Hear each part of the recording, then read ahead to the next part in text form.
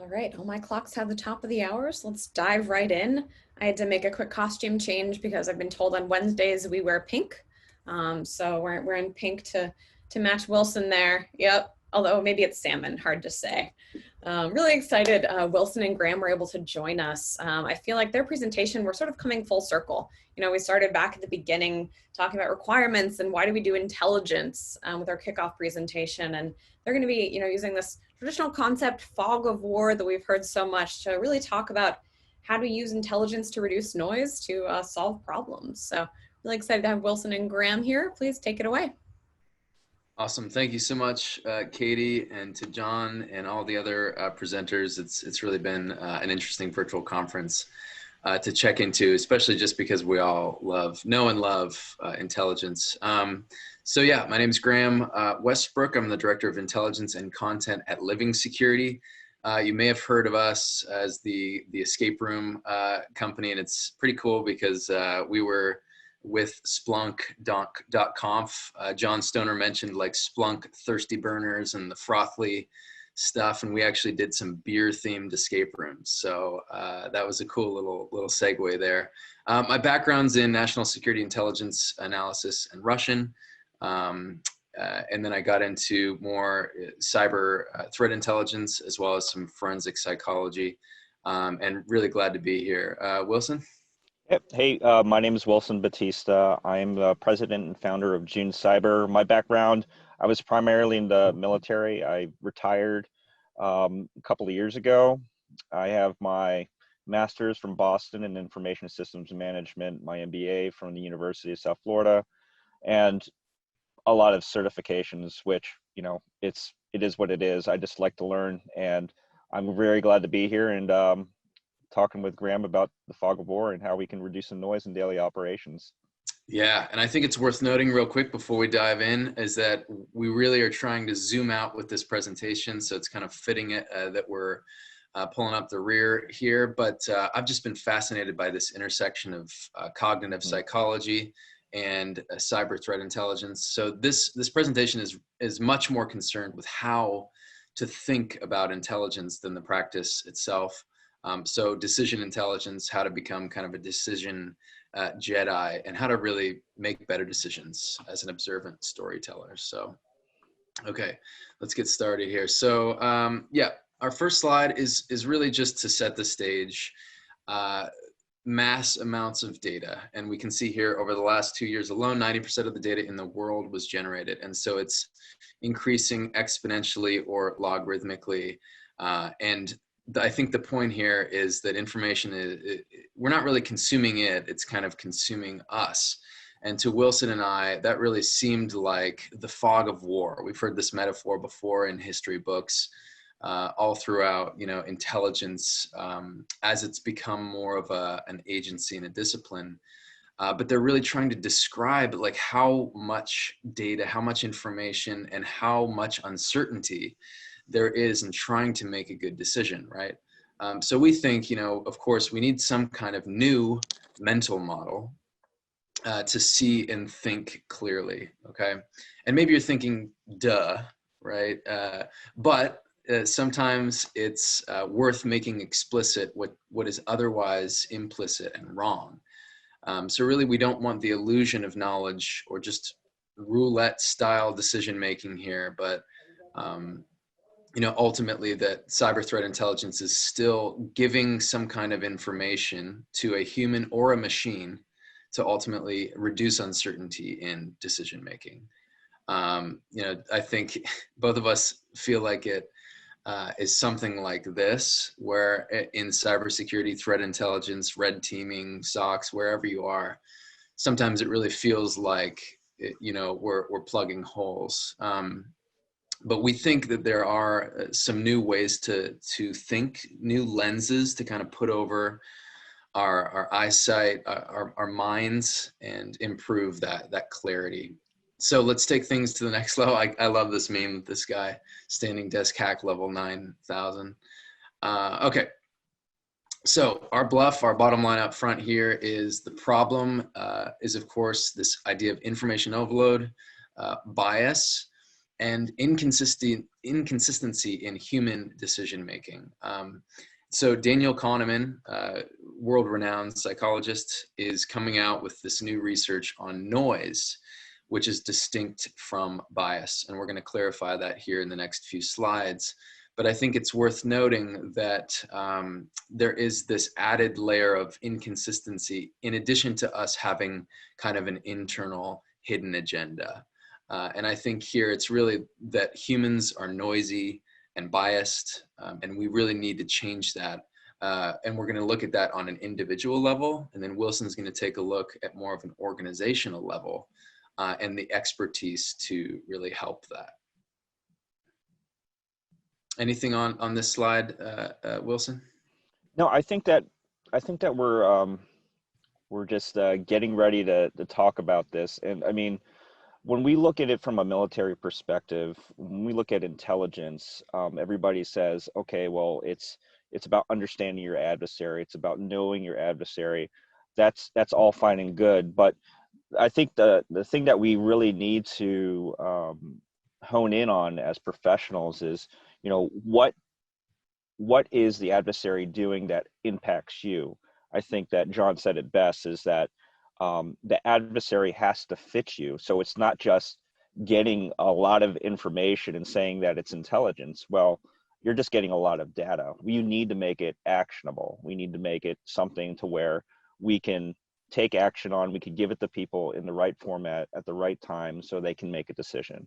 It's all about reducing friction and increasing visibility.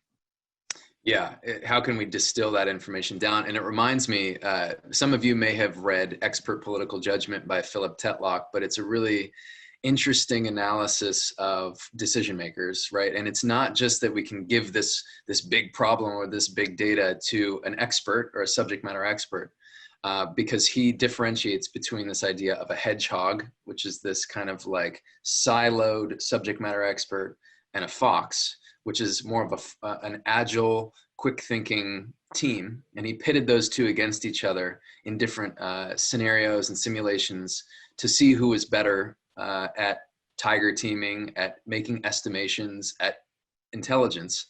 And the foxes won every time. And so it's almost like not just making assumptions that only experts can even solve this. It's also that innovative people with their own unique, diverse set of mental models, I think, is what we need to throw at this problem. So that's a good point.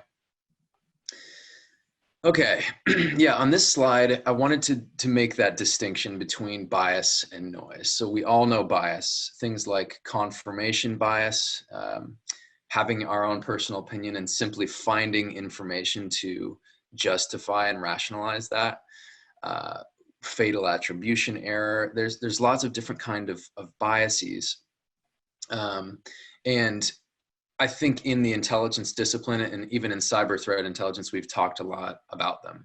But what we haven't talked a lot about is noise. And so this graphic on the right kind of helps to provide a little bit of evidence about that difference. We're really talking about the erratic factors which underlie, which aren't even really bias. It's just, how are you feeling today? You know, what's your current mood? What's the time since your last meal? Is the weather changing? You know, and how does that influence decision making? And this bottom bullet here, pretty interesting, is that noise is far above the level that executives would consider tolerable, and they're completely unaware of it. So there's some evidence that professionals often make decisions with which significantly deviate from their peers and from rules they claim to follow. So that's kind of one piece of evidence that Kahneman found. Number two is that professionals often contradict their own prior judgments given the same data on different occasions. And that if we did look at noise as something that's impacting the bottom line, even by a few percentage points, often noise can increase or decrease profit in the tens of millions, according to Kahneman. So, you know, a pretty interesting distinction here, Wilson. Yeah, I think that's really interesting when we talk about noise from an organizational perspective. Mm-hmm. right? And then like in the military, I'm sorry that I go back to this all the time, but you know, we have a commander that gives us priority information requirements. These are the things that he wants to know right then and right there.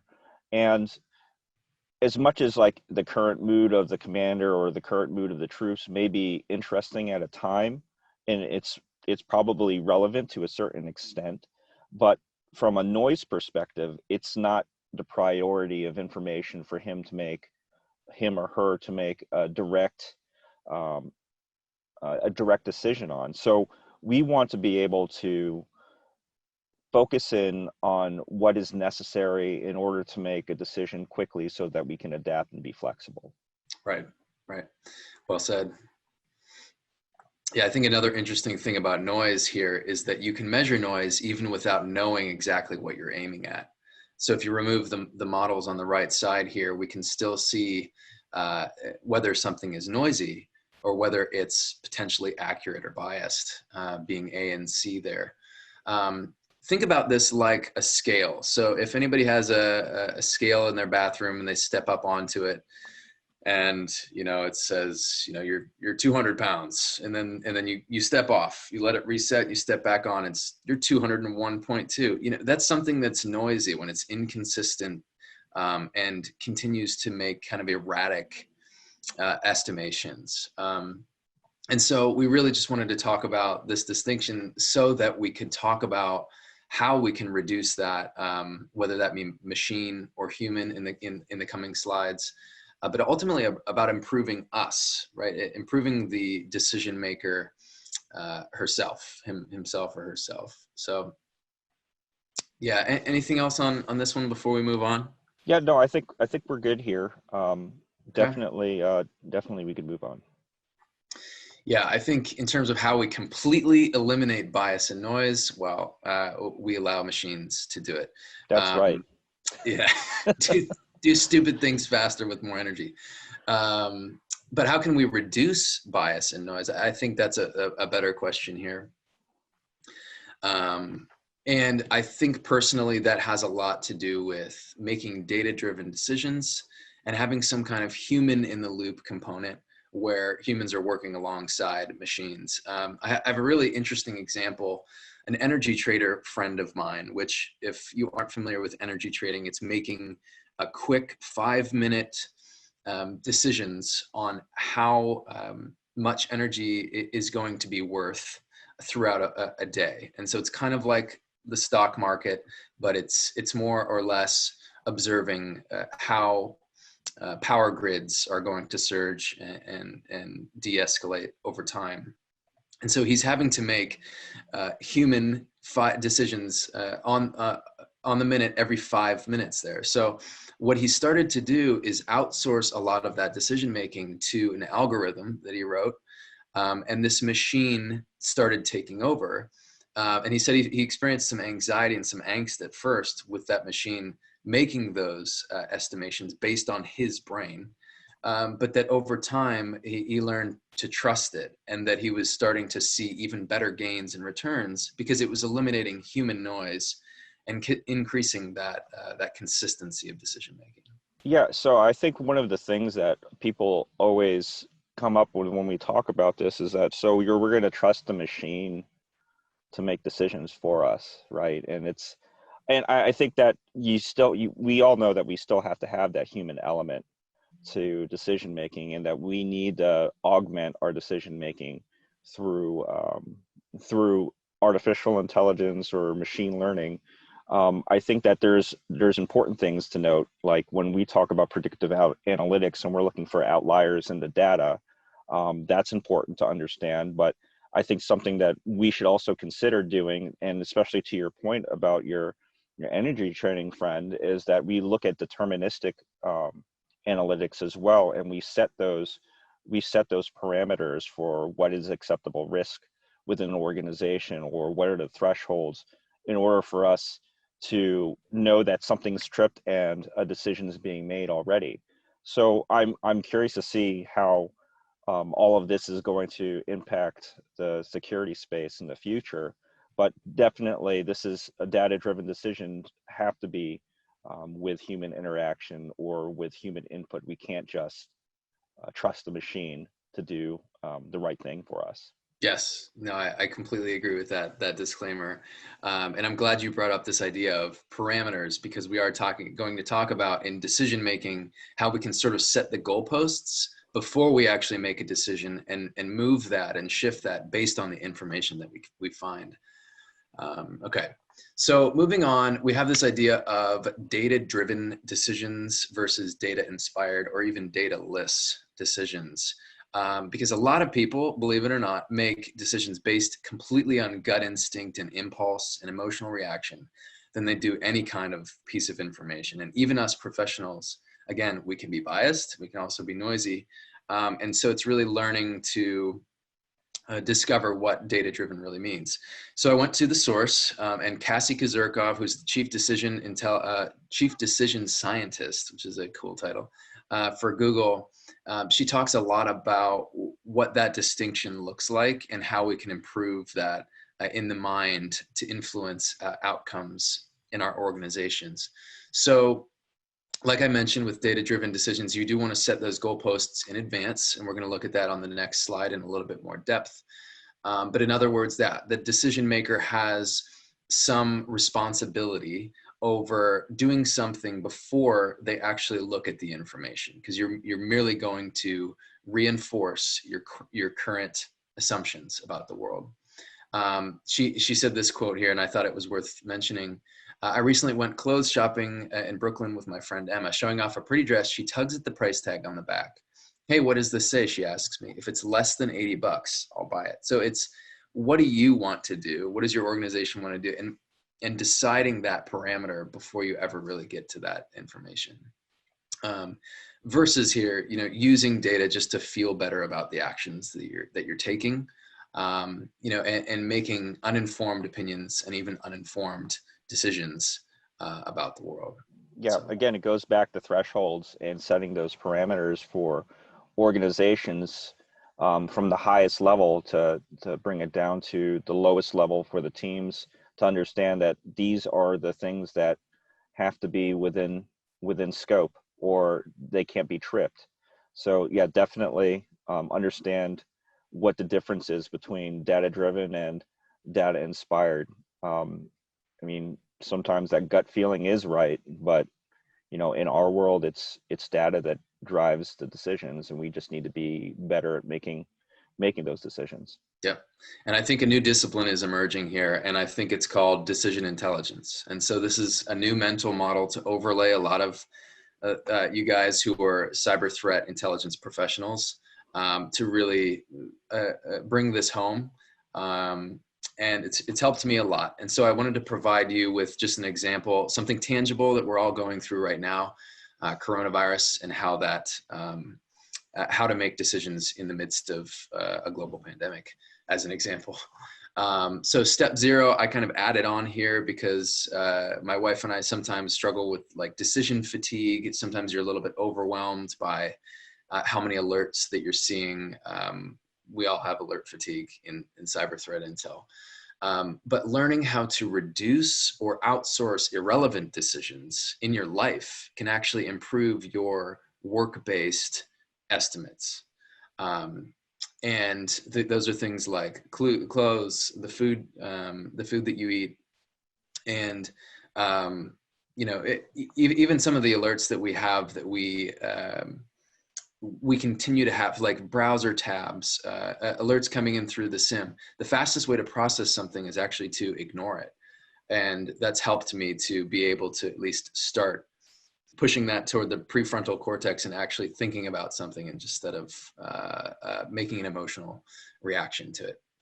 Okay, so step 1 is understanding you're an irrational person and accept uncertainty. A lot of you have heard of something like this as a baseline. And I think it's just a reminder that humans generally suck at making probability estimates. And inherently that's based on your experience. Step 2 is understanding yourself and your objectives. So in coronavirus times, it's like, under what circumstances am I willing to put a stranger's life at risk? How much risk? Who are you really? What are your ethics? What are your values? What do you stand for? And I said here in 2C, don't should all over yourself, okay? And so it's not like what you should be doing, it's who you really are, especially with something as personal as COVID-19. Then moving on to step 3, it's considering potential actions. It's setting those goalposts before you ever see a bit of information. Is making a careful decision important to you? Maybe thinking about what you don't want to do, sometimes visualizing scenarios and simulations in your head before you ever get there. What would I do if there were no COVID-19? Would you still go outside and watch or walk 6 feet apart from someone? Could anything convince you to change your behavior? Then you, in step 4, choose your action triggers. So they call this a decision criteria. What is your default action? So for example, my default action might be to stay home, and if a piece of information comes in and it's like one of my favorite artists or musicians is coming into town, that'll change my default action or my null hypothesis. Otherwise, I'm probably just going to do that default setting. So in the case of like coronavirus or COVID-19, it's like, will you mask, not to mask, or mask? And what information would change that for you? Then in step 5, you're choosing just a minimum quality of sources. Again, thinking before you ever gather this information, but what would change your mind? What type of sources? Would it be laws, new research, trusted advice, maybe the cost of doing something? Step 6, finally gather that information, right? Which is where a lot of us normally start our cycles. And in step 7, either acting or not acting, which is a decision in and of itself. So hopefully this is helpful. For me, it's transformational and it's improved my quality of life. But it's also helping me to be a better cyber threat intelligence analyst as well, just filling in the blanks and running this decision intelligence cycle.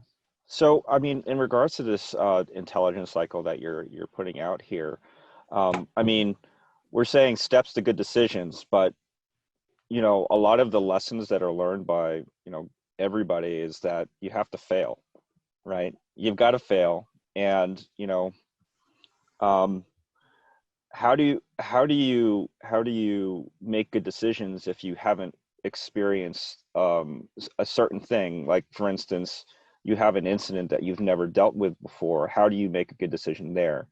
I mean, we could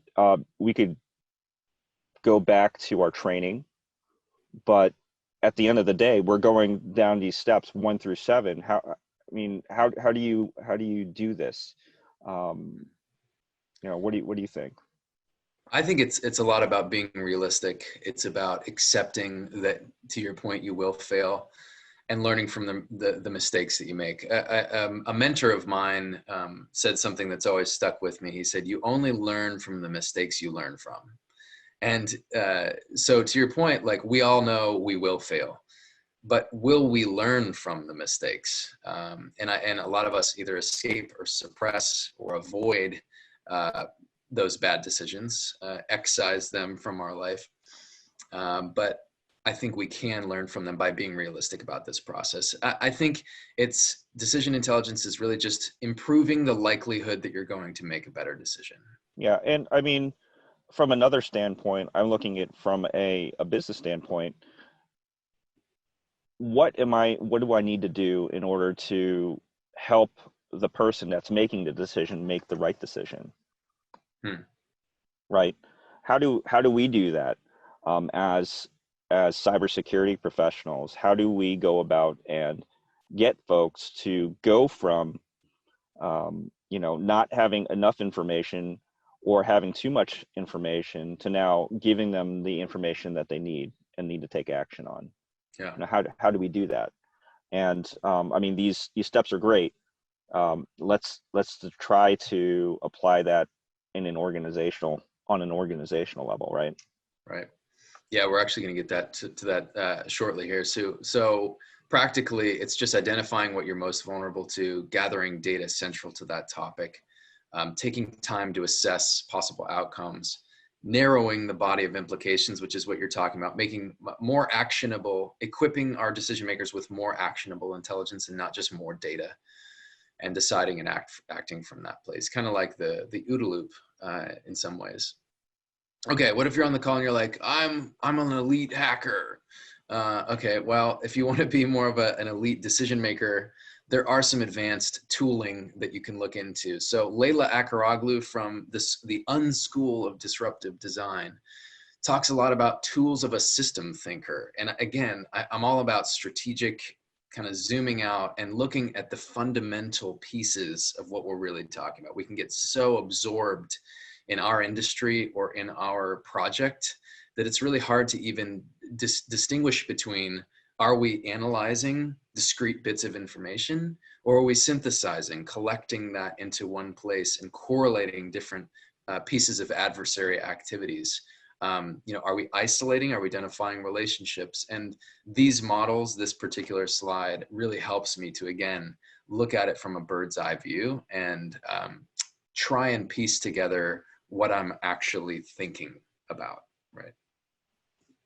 Okay, another one here is just using trusted sources. These are some of mine across the left panel. They're completely my opinion.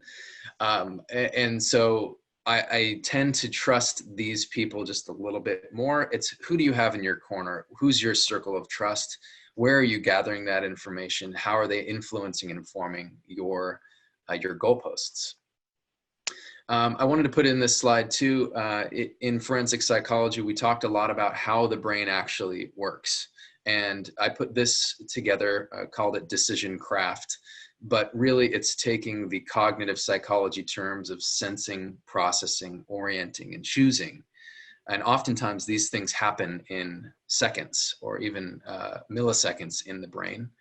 But it's sensing what's going on around you. Maybe if you want to think like, you're on like a sim or something like that. It's sensing different pieces of data, and those are kind of just raw aggregate logs. You're processing that and turning it into some kind of information, right? Like some kind of, 237 people tried penetrating your firewall on, whatever date. Then you orient to that information. You say, okay, how can we further analyze that and apply human intelligence? Okay, maybe we know that firewall is positioned around a particularly high target VLAN or something. And then you ultimately choose how you're going to protect that. But again, these things are happening in us humans, regardless of cyber threat intel, and it's worth knowing that cycle in the brain.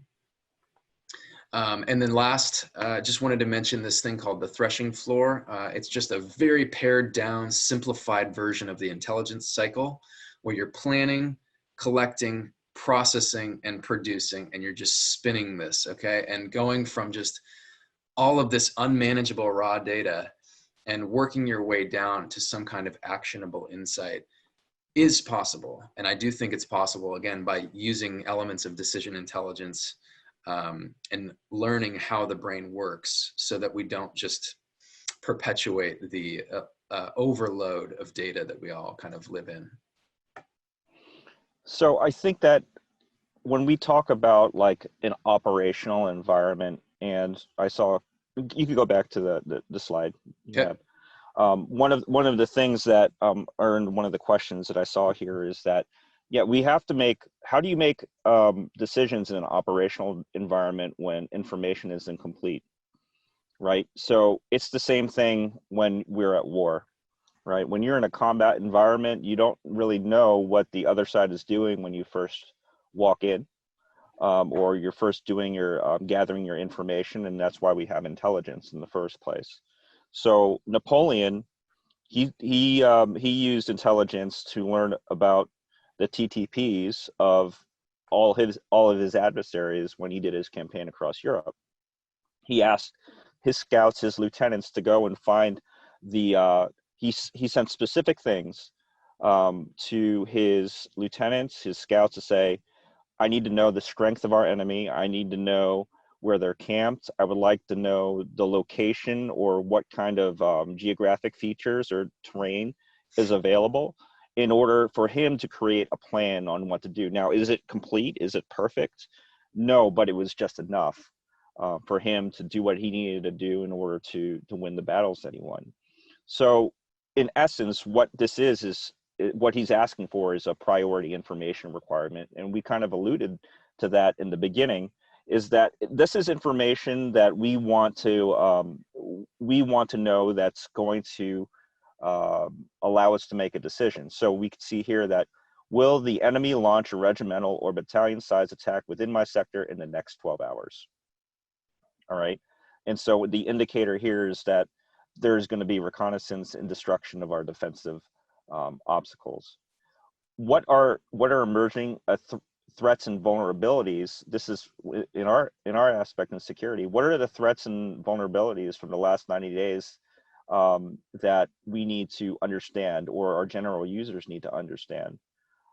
Those are information requirements that we would pass on to maybe our IT operations folks that are handling security, or our security team, to prioritize what needs to be able to be mitigated faster.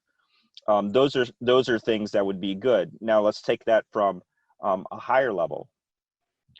You have a CEO and the CISO are working hand to hand together. Everybody's happy, and the CIO tells the CIO, CISO, and the CEO come up with a priority information requirement saying that if our financial data gets breached, I want to know within 2 hours. Right? We have to understand how that flows down to the rest of the team. Who's protecting those crown jewels? Who's responsible for providing that data? And how does that go up, and in what format?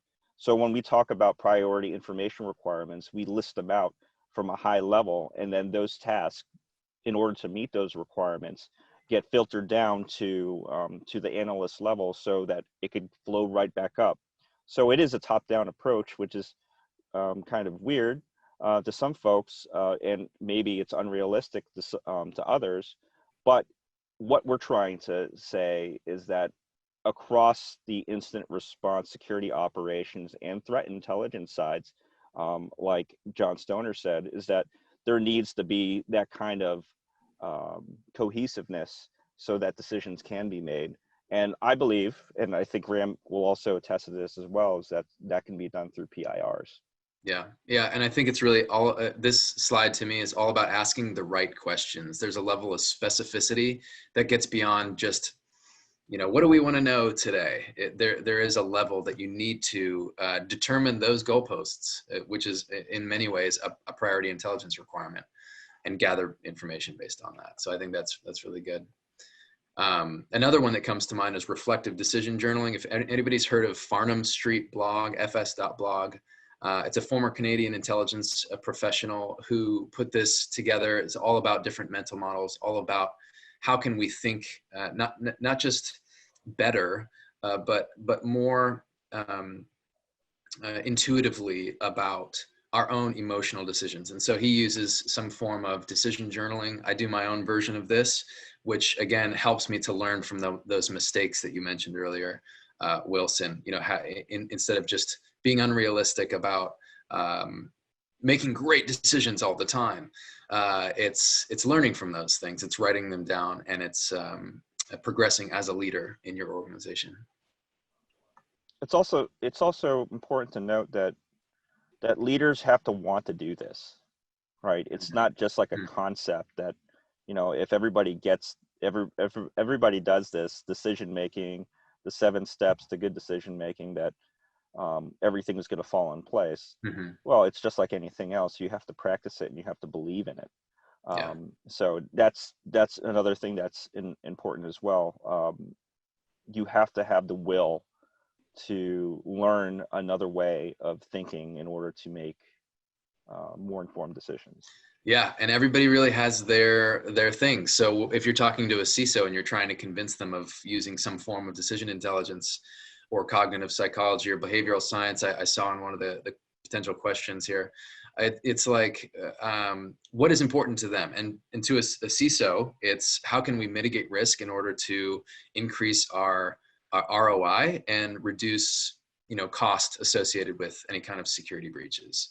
You know, maybe to a security awareness program owner, that's like trying to, you know, better understand your cultural fabric and reduce the amount of human error that's going on in an organization. To a CEO, maybe it's just straight bottom line. Hey, we will improve the bottom line if we actually learn how to think and process information a little bit better. But yeah, whoever you're trying to make the case to, it's determining what's important to them and kind of reverse engineering your argument from there.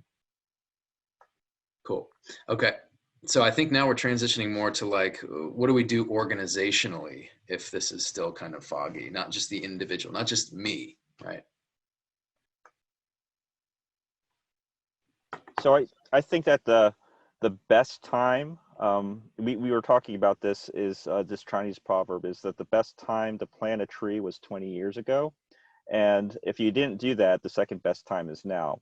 So if we weren't making decisions, good decisions before, well, you know, today is a new day. So we could learn how to do it better just by practicing good decision making or experimenting, or, you know, just making a decision in order to best fit your organization. You can go to the next slide.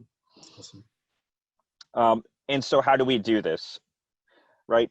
When we're in these large organizations, we know it's not as simple. You can't just be like the single light in the dark and then everybody's going to magically get it. It really isn't like that. I mean, it's a change of thinking. It's going to be a change of culture. We talk a lot about agility and collaboration. Well, it's the same thing, but it takes time. Planting the seed organizationally takes time. And as we try to change, or at least our thinking, as we try to change the way that people think about making a decision or how we could best utilize information to make decisions, hopefully we are able to inspire others to have the same concept of being cohesive and passing information to one another based on the main information requirements in order to protect the organization globally or organizationally. Yeah, yeah. And it's like, if anybody's read 0 to 1 by Peter Thiel, it's like, how can we actually innovate completely the way that we're thinking as an organization? You might be able to big bang that, but it might be something more like kind of the lean startup model, where you're incrementally making slower changes toward the right desired outcome. And I mean, we have to look at a SWOT analysis.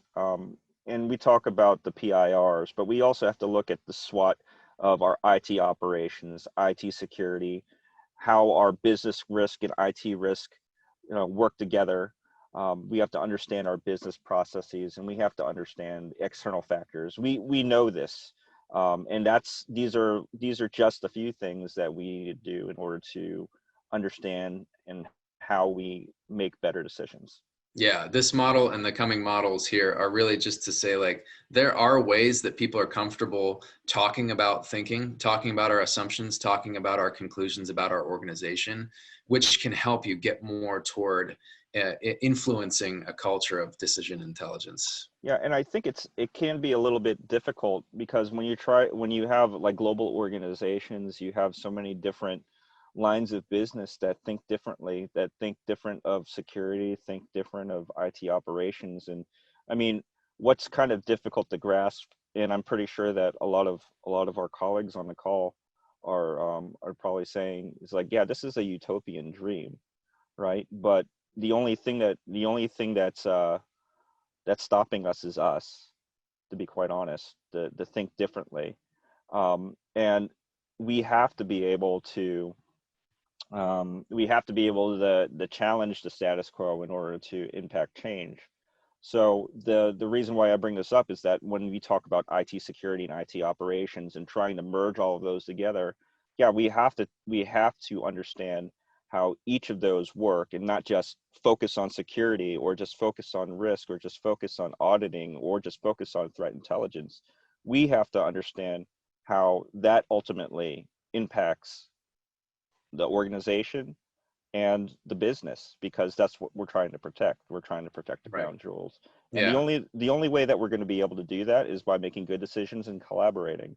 And we Yeah. can't make decisions in a bubble. Yeah, what can we do as cyber threat intelligence analysts to present these kind of things like SWOT analysis, a lean canvas, which is a really interesting way to think about your organization, stakeholder analyses, things like this to kind of influence that and recommend those as tool sets. Yep, I completely agree. And I mean, it always, you know, we had the pyramid of pain. It's like, yeah, the pain is weakness leaving the body, a common United States Marine Corps phrase is that it's going to be painful to get to where we want to go in order to make the best decisions. It's going to be painful because not many people want to change the way that they think. It's much easier to be the hamster on the wheel running than to change the way that things are. But as leaders, that's what we need to be doing. And I think that at the end, the value is going to outweigh the cost. So that's why we have to continue pushing forward to this kind of decision-making model in order to influence change within organizations in order to keep them safe. Yeah, I mean, the alternative is this, right? The alternative is we keep just plugging holes and we keep thinking the way and reacting to not only what our adversaries are doing, but reacting to the gut assumptions of our leaders and our CEOs who, for all the best of intentions, don't necessarily prioritize, how to make better decisions. And so, yeah, to us, this discussion, this presentation is really, again, all about acknowledging that fog of war, that uncertainty that we see, and then learning how to reduce noise in daily operations individually and organizationally by kind of learning how to tune, learning what the brain thinks like, learning our own assumptions, our own noise, our own bias, spinning some kind of cycle to make the completely unmanageable data more actionable and ultimately present, some kind of intelligence, right, that is truly intelligent. I didn't mean to end it on such a note, but but that is it. So here's a few references, and I think that's all we had. So yeah, open thanks. to questions. Thanks. Intelligent intelligence. I like it, that word. Yeah. So our first question came in, and I think this is one that sort of was asked before you sort of addressed the answer, but I'll give you a chance to kind of address it if there's anything you want to emphasize. So you talked about how we have uncertain, incomplete data. So what techniques do you recommend to try to move forward and make decisions or provide assessments, given that we all have uncertain, incomplete data? Anything you wanted to highlight there? Well, as a classically trained intelligence and analyst, I highly recommend Palo Alto Research Center's analysis of competing hypotheses. That's a mouthful, but ACH is awesome. There's also multi-criteria decision-making MCDM tool, which is also really useful. And it's sort of similar to ACH, but again, you're kind of weighting different pieces of information to reduce that amount of uncertainty. I think in some ways, even the MITRE Navigator is like, sort of reducing so much complexity about the eternal list of possible things we could do as an adversary, and limiting that to here's the most likely ways that an adversary would target us, or here's how our red team's going to attempt something like that. So there are a few good kind of recommended tools to, I think, kind of isolate important outcomes. What do you think, Wilson? I mean, I think that you know way more literature than I do, to be quite honest, when it comes to that. I don't know. It's not this library. This is fake. Yeah. Well, I mean, the main thing for me is how do you reduce uncertainty? I mean, it's really understanding and I take it from a very high level. I need to understand what the business objectives are. I need to be able to create solutions that protect those business objectives, because if I just gather data for the sake of gathering data without any reason to analyze it, then it's just noise and it's just a waste of time, right? I need to know where my crown jewel information is, or my crown jewel systems are, I want to set my priorities, my resources to find the information that I need to make decisions on. So when in my case, when I look at decision making, I'm looking at it from a resource perspective, because many security organizations are underfunded, and so I'm looking at it from, where do I need to put my money, or where do I need to put my resources, my people, in order to best protect my organization. So that's the way that I think about it.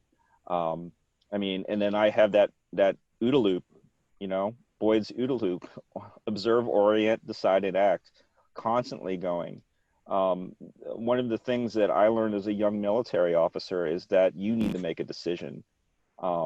If you wait for the 100% solution, then in my case, people would die, right? You need to be able to make a decision. It's the same thing for your organization. And from an analyst perspective, we may think that, oh, well, my decisions don't really matter. Well, no, they do. And that's the way that we're trying to get people to think differently. It's like we have things that we need to be able to share with folks that impact the bottom line. And that's, yeah. And I think that's where I'm trying to get at. And how you reduce that is by just passing on the information that's needed, and reducing and understanding what's important and what's not. Yeah, I'll just add real quick too. That's Wilson's always more practical. I'm tending to come at it from an academic perspective, but it's just that we've somewhere along the way, somebody thought it was a good idea that we all learn this same mental model in grade school, like rote memorization, test, and forget. How can we throw that out the window and find a new mental model that works for us, is really what we're trying to talk about. There's a great book called Structured Analytic Techniques, which is jam-packed full of tools. Oh, you're gonna pull it? If yes. You got it. Yeah, I mean, come on, like Intel nerds. Yes. Is this the one you're thinking of? Yes, exactly the one. And Richard Hoyer also, I think, wrote Psychology of Intelligence Analysis. Oh my gosh. These are two of my favorites. We did not plan this. We did not coordinate this. I just love these books. So yeah, mic drop. Yeah, structured analytic techniques. I mean, I think that's how we reduce uncertainty, but like I think the recognition that we're just never going to completely reduce it. So hedging the best we can. And the one I always like to throw in there is having like diversity of thought in teams is really, really useful. Is way better than challenge, like, hey, you're jumping to this conclusion or this conclusion, starting to hedge against those biases. So love That's it. so cool. I had no idea that was your second book there either. Oh yeah. All my intelligence books are right there on the bookshelf. Graham, I also love what you said about attack. And I didn't really thought about that, but sort of trying to bound adversary behaviors is a kind of structured analytic technique in and of itself, because you're starting to structure what we know rather than the realm of the unknown. So that was a nice different way of thinking for me. Yeah, and again, it's just making explicit what is otherwise just kind of implicit and at least lost in translation. Yeah. So yeah, thanks. Well, so the other question, this is kind of correlated to what we were just talking about. Do you believe in training security teams, maybe CISOs, in cognitive and behavioral science? Short answer, yes. Yeah, I think that's an easy one for all of us. The reality, probably, it'd be difficult to get people to sit down and exactly. It's just another way of thinking. It's like, this is the way I've done it, and I'm a CISO, and I've gotten to this point in my career because of certain things and the way that I act. So it's about being open. Yep, and I'm going to throw another book at you. Jocko Willink's Extreme Ownership. It doesn't matter if your CISO or your leader doesn't follow the same paradigms that you do. Take ownership over your own life, over your own tool sets, and just start to influence change by being a better decision maker, being a better person.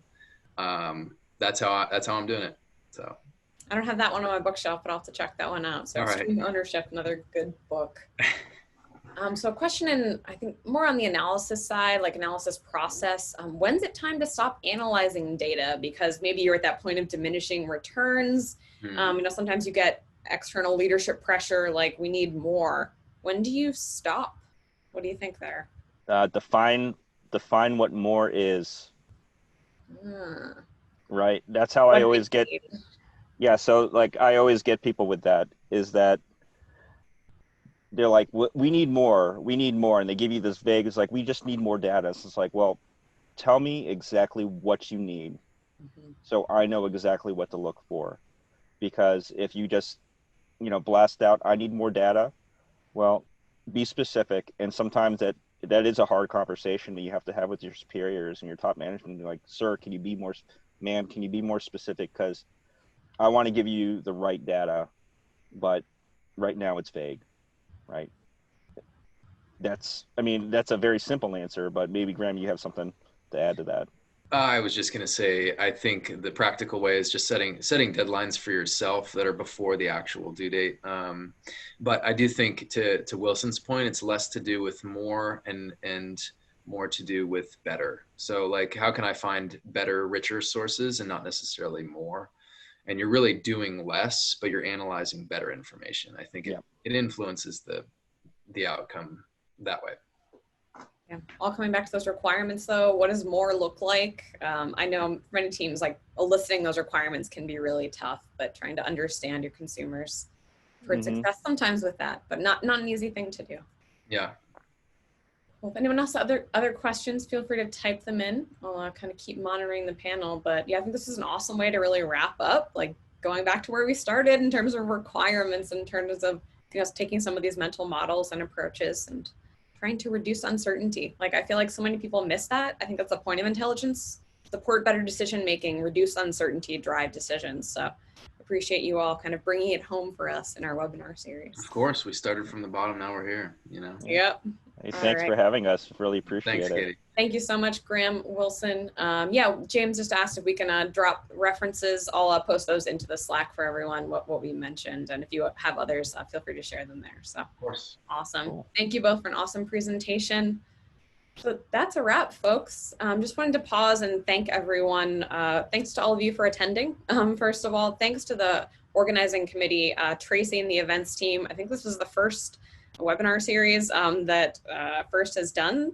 Technical team behind it, trying to making this all happen. Support of Serge and Thomas. Wanted to also thank Trey and the entire program committee. There were lots of folks listed on our websites who kind of poured through all these amazing submissions we had to accept these. So I wanted to thank all of those many people who made this event happen, and all of you for attending. Of course, we wish we could have been in Zurich in March, but we are where we are, and I think the work we're doing is so important, and all of the presenters, I'm so grateful to all of you for making it virtual. It's not an easy thing to do, but still sharing your knowledge with each other. So hopefully we can keep that up, even in difficult times. The work we all do is really important. So thank you so much to everyone for being part of this. In terms of logistics stuff, we're getting those slides posted on the website and recordings. The team will be communicating out soon, because I know everyone's eager to share the recordings of all these awesome presentations with their friends and family. So with that, I hope we all meet again in person or virtually. So stay in touch, take care, and we'll see you all later.